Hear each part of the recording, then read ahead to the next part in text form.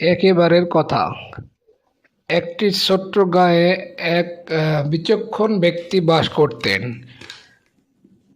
যিনি সকলের প্রতি সহানুভূতি এবং দয়া প্রদর্শন করতেন।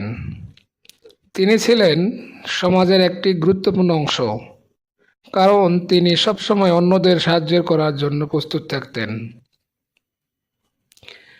একদিন গ্রামে একটি দরিদ্র পরিবারের মুখে হাসি ফোটানোর জন্য তিনি একটি নতুন পরিকল্পনা করলেন। তিনি গ্রামের সকলকে একত্রিত করে একটি বড় আয়োজন করলেন। সেখানে খাবার, পোশাক এবং অন্যান্য প্রয়োজনীয় সামগ্রী বিতরণ করা হলো।